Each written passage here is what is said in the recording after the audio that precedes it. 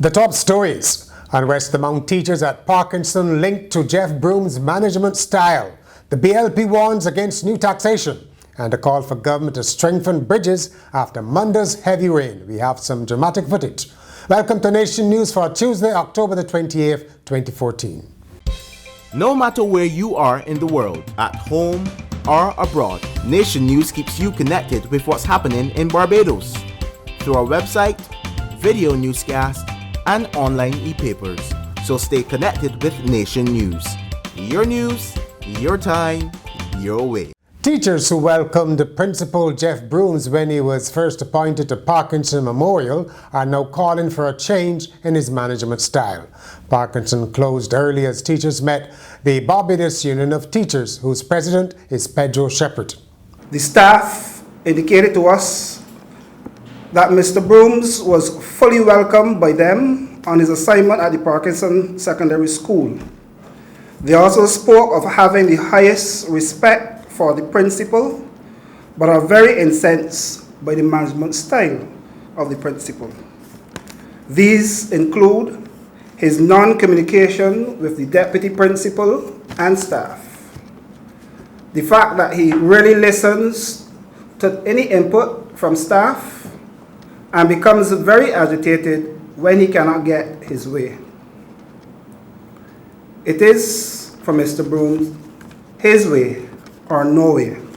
There are also concerns at Parkinson about the timetable, introduction of new courses, and a lack of communication. The teachers are requesting an urgent meeting with the Ministry of Education. It so happened that Jeff Brooms was also away from the Parkinson School premises, holding a news conference to promote a program giving a second chance to school leavers without certificates. Done in conjunction with the National Union of Public Workers and Sagicor, free lessons will be offered to these school leavers. What these second chances will do with those children who would have left, maybe with none, maybe with one, or maybe with two, who really will not be able to see themselves in a position where they can get a job that need certificate qualification. Obviously, in many schools, including mine, we're trying to build some skill sets in terms of carpentry and plumbing, that kind of stuff. So these people will be equipped in those areas. But in terms of certification and to move on, this second chance will give them an opportunity to come to a day school, virtual day school, to be taught in areas where they can improve their certification, improve their academic profile.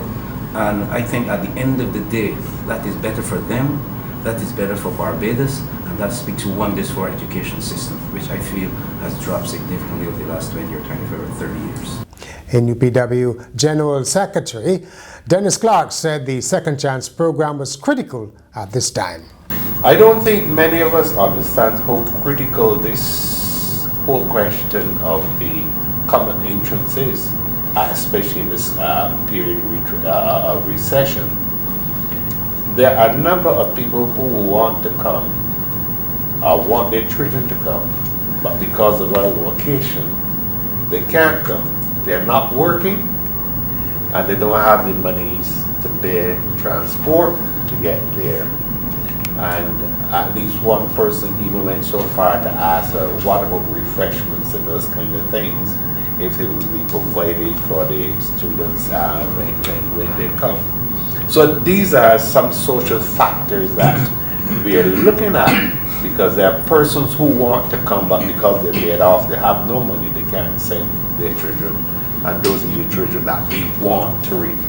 The opposition Barbados Labour Party has warned the government against increasing taxation in the coming budget, saying such a move would send the stagnant economy tumbling to rock bottom by the end of the current fiscal year next March.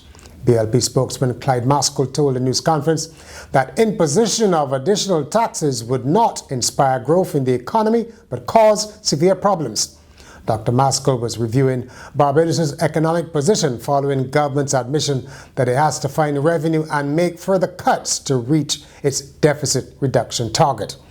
He shared the briefing with Leader of the Opposition, Mia Motley, who called for Prime Minister Frandl Stewart to intervene to improve the country's economic fortunes. Finance Minister Chris Sinclair had pointed advice for the business sector at his news conference on Monday. Instead of asking what government can do for you, he has told local business people, it is time to stand up and show what you are doing to help spur the economy. I did hear the president of the Private Sector Association say he's not sure what words to the effect that he wasn't sure what it is that the government or the central bank expected from them in terms of private sector. We expect investments. We expect them, people who are sitting on the fence, and it's not all of them, because there are some very aggressive people in the private sector who have not stopped investing, and we know who those persons are. But we are saying that the incentives have been there. We have done waivers of for the private sector of debt owed to government, whether it is to the various taxes, VAT, and so forth and so on. We've done those things. We are saying the foreign private sector expresses higher levels of confidence in what is happening in Barbados than sometimes our domestic folks. And that mixed match needs to be changed, because the domestic people should be driving what is happening here, even as we invite those from outside to come in. The business sector has been responding to Mr. Sinclair's remarks. Chairman of the Private Sector Association, Alex MacDonald, said he was encouraged by the minister's media appearance to explain government policy on cutting the deficit. But Mr. MacDonald would still like business and other sectors to have more of a say in helping to draft a strategy. The president of the Chamber of Commerce, Tracy Shuffler, said the Chamber's membership was eager to forge ahead with growth and investment.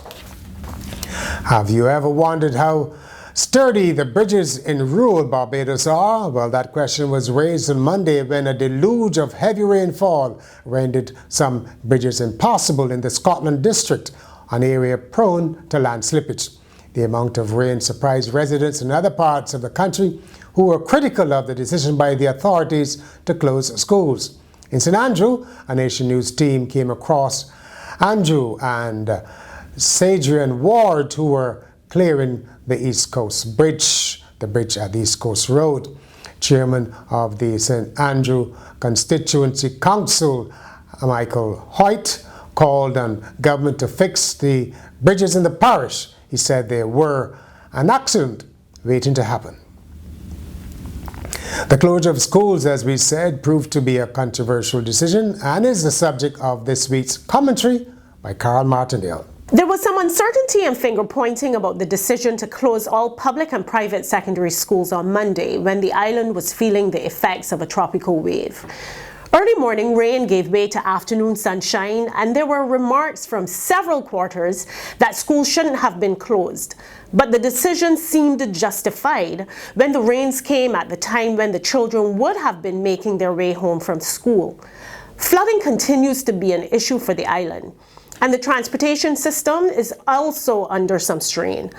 But we also have to be mindful of the fact that many schools are used as hurricane shelters, and in the event of an emergency, they also should be available for those who may need them.